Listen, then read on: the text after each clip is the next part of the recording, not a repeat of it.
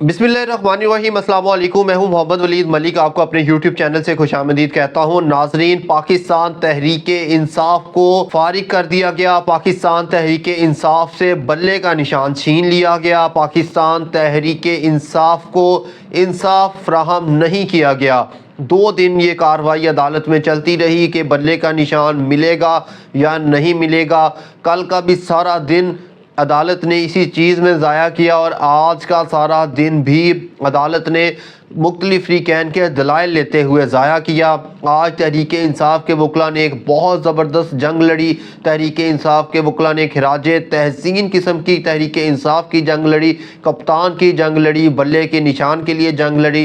पूरे पाकिस्तान के तमाम उम्मीदवारों के लिए ये जंग थी, लेकिन इस जंग में पाकिस्तान तहरीक इंसाफ को जबरी तौर पे हरा दिया गया। पहले फ़ैसला आना था 9 बजे, फिर 9:30, फिर 10 बजे, 10:30 और फिर रात के कहीं 11 बजे जाके चीफ जस्टिस साहब ने महफूज फ़ैसला सुनाया और उस फ़ैसले में ये वजह बना के कप्तान से बल्ला छीना गया, तहरीक इंसाफ से बल्ला छीना गया कि इन्होंने इंट्रा पार्टी इलेक्शन सही नहीं करवाए। इंट्रा पार्टी इलेक्शन करवाना तो पार्टी का इंटरनल मैटर है, इसके साथ आरओज़ का, इसके साथ इलेक्शन कमीशन का या अदालत का कोई लेना देना नहीं है। लेकिन उसके बावजूद आज तहरीक इंसाफ से जबरी तौर पे बल्ला छीन लिया गया। कप्तान को इस चीज़ का पहले से अंदाज़ा था। कप्तान ने इस अंदाजे से, इस खदशात के पेश नज़र आज अपना प्लान बी लॉन्च किया था। प्लान बी में कप्तान ने पाकिस्तान तहरीक इंसाफ नज़रियाती के साथ दिसंबर 2023 में एक मुआहिदा करवाया था। उस मुआहिदे की रूह से अगर कप्तान को बल्ला नहीं मिलता था तो कप्तान पाकिस्तान तहरीक इंसाफ नज़रियाती के टिकट्स पे, बल्लेबाज की टिकट पे अपने उम्मीदवार मैदान में उतारेगा और वो उम्मीदवार बल्लेबाज के निशान पे इलेक्शन लड़ेंगे। लेकिन कप्तान ने जैसे ही आज बल्लेबाज के निशान पे अपने उम्मीदवार मैदान में उतारे तो आरओ हरकत में आ गया। जैसे ही उम्मीदवार मैदान में उतरे तो इलेक्शन कमीशन हरकत में आ गया।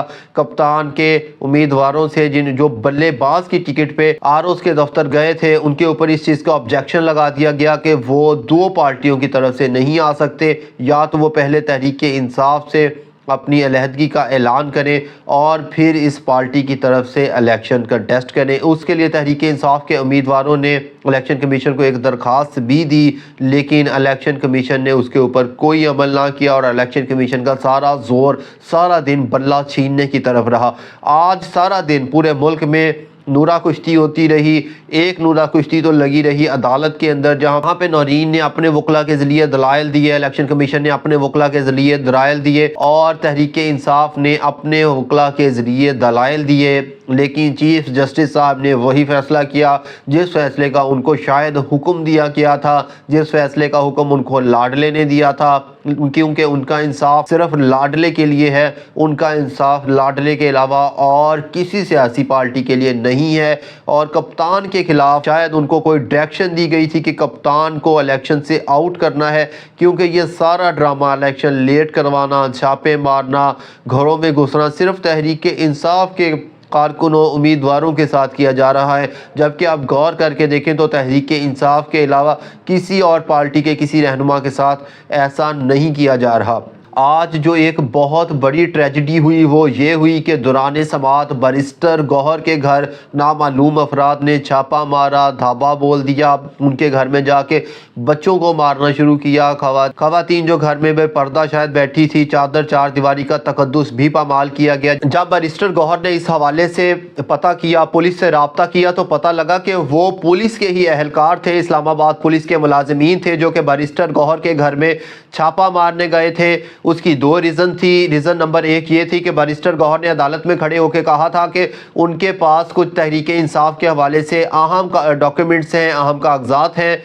एक तो वो कागजात ज़ब्त करने थे, उनके घर से ज़बरदस्ती छीनने थे, और दूसरी रीज़न ये थी कि आज तहरीक इंसाफ ने जो बल्लेबाज के निशान पे बल्लेबाज की टिकट से तहरीक इंसाफ के उम्मीदवारों ने आरओज़ के दफ्तर में जमा करवाई थी, उस हवाले से जो पाकिस्तान तहरीक इंसाफ नजरियाती के चेयरमैन थे उनको गिरफ्तार करना था। उनकी गिरफ्तारी के लिए मुख्तलिफ जगहों पे छापे मारे जा रहे थे। पुलिस को हिदायत की गई थी कि शायद वो बैरिस्टर गौहर साहब के घर में छुपे हुए हो, اور ان کو ڈھونڈنے کے لیے بھی بیرسٹر گوہر کے گھر میں چھاپا مارا گیا، لیکن وہ وہاں پہ نہیں ملے، لیکن ڈاکومنٹس ان کو مل گئے اور وہ کاغذات لے کر اپنے ساتھ چلے گئے بیرسٹر گوہر صاحب نے جب چیف جسٹس صاحب کو یہ بتایا تو پہلے تو چیف جسٹس صاحب نے ہمیشہ کی طرح جو تحریک انصاف کے وکلاء کے ساتھ بدتمیزی کی جاتی ہے، ان کی تذلیل کی جاتی ہے عدالت میں، اپنا وہی رویہ برقرار رکھا، لیکن پھر دوسرے وکلاء کی ریکویسٹ پہ آئی جی اسلام آباد کو عدالت میں طلب کیا گیا، جس پہ آئی جی اسلام آباد نے پہلے تو اس واقعے کے ساتھ لا علمی کا اظہار کیا،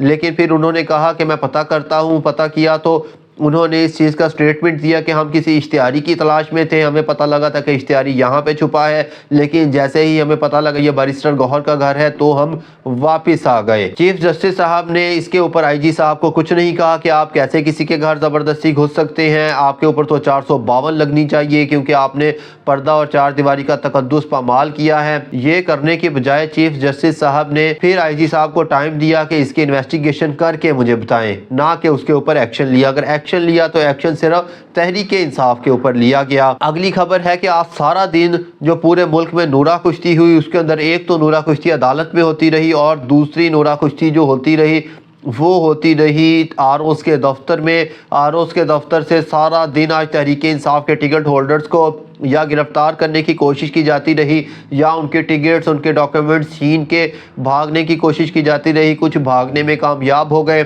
اور کچھ پکڑے گئے۔ تحریک انصاف کے ٹکٹ ہولڈرز کو زبردستی گاڑیوں میں ڈالا گیا، زبردستی اغوا کرنے کی کوشش کی جاتی رہی اور سارا دن آج یہ ٹوپی ڈرامہ چلتا رہا جو کہ پورے پاکستان نے دیکھا۔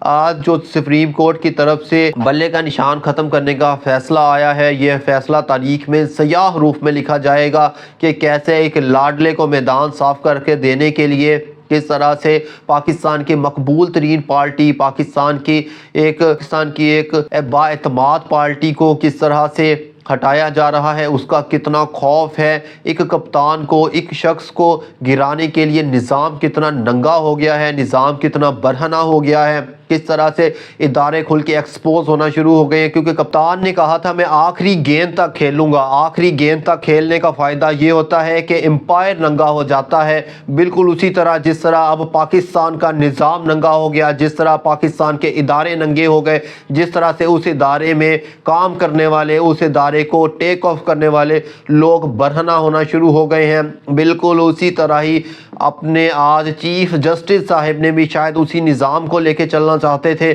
اسی نظام کو لے کے چلے اور آج بلہ چھین لیا گیا۔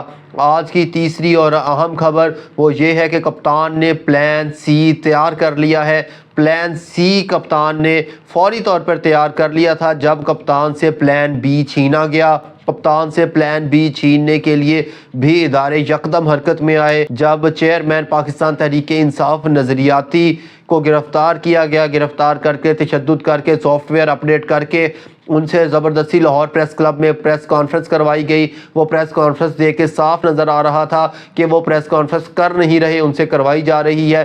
سارا لکھا ہوا تھا، سارا سکرپٹڈ تھا جو کہ انہوں نے وہاں پہ بیٹھ کے پڑھا اور اپنی جان چھڑوا لی۔ آخری خبر وہ یہ ہے کہ کپتان کا جو پلان سی ہے، اس وقت جب میں ویلاگ ریکارڈ کر رہا ہوں تو کپتان کا پلان سی پہ عمل درآمد کیا جا رہا ہوگا۔ کپتان کے پلان سی پہ عمل درآمد کروانے کے لیے پاکستان میں تمام امیدوار حرکت میں آ چکے ہوں گے اور کپتان کا پلان سی کچھ دیر تک ایکسپوز ہو جائے گا۔ اگلے ویلاگ تک اجازت دیجیے گا۔ اللہ حافظ و ناصر۔